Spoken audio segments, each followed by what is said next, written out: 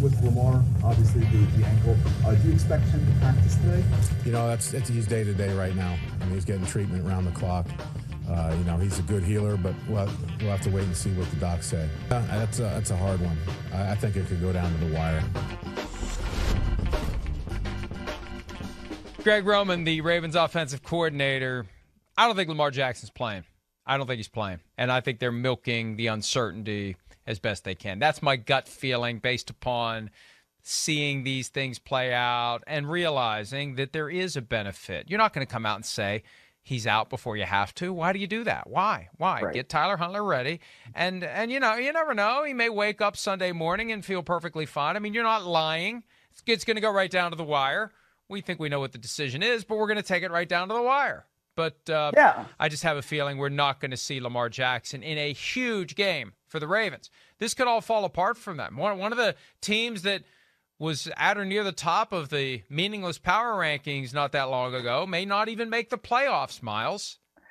It's a possibility, especially if Lamar Jackson has to miss any stretch of time. But, I mean, it's not like Lamar Jackson was performing all that well anyway. I mean, obviously, you know, when you are a past MVP and he is still young and he still has all the ability in the world, and I don't want to make it sound like, you know, I don't believe in Lamar Jackson at all. I do.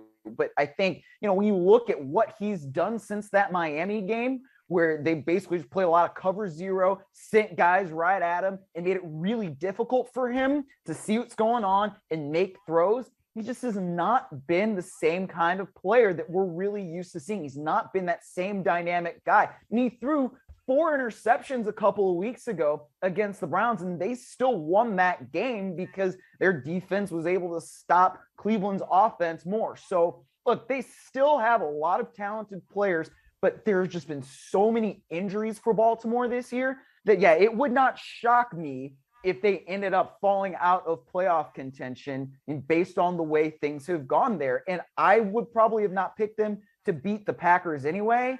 But now that it looks like Lamar's not going to play, because when you don't practice Wednesday or Thursday, that's usually not a very good sign. And he hasn't been on the practice field this week so far. But yeah, I just think the Packers can go in there and they can beat the Ravens right now because it's going to be hard for Baltimore to score. That Thursday night game against the Dolphins was very significant because that was when they blitzed Lamar Jackson into oblivion. The Ravens didn't have an answer for it. Jackson missed the next game with an illness, and he was back for that Sunday night game against the Browns. The Browns didn't treat him the way the Dolphins did, and I think that experience against Miami messed up the clock in his head and tried to make him make decisions faster. And maybe he made some throws he wouldn't have made if he realized he had a little more time to pick his spot because he was rattled by what happened against the Dolphins. And they're still dealing with the aftermath of that. And their offense has not been good. Look, this team is just trying to hold it together. All the injuries they've had both sides of the ball, they're trying to hold it together and get to the finish line and hope that, you know, the war of attrition eventually will go their way, that maybe some of these teams they're playing will end up being as injured or close to being as injured as the Ravens are. But it's admirable they're holding it together. Tyler Huntley beat the Bears earlier this year. He wasn't horrible when he came in against your Browns last week, Myles. He was 27 of 38, 270 yards and a touchdown, and they almost came back and won the game. Still, it's the Packers, and the Packers are reaching for the brass ring of the number 1 seed in the NFC. So, and speaking of the Packers, Aaron Rodgers says his toe isn't going to be a problem. If you haven't heard, he's got a broken pinky toe. I don't know if you haven't heard. You know, we're very careful about HIPAA violations around here. We don't want to talk about anybody's broken pinky toe.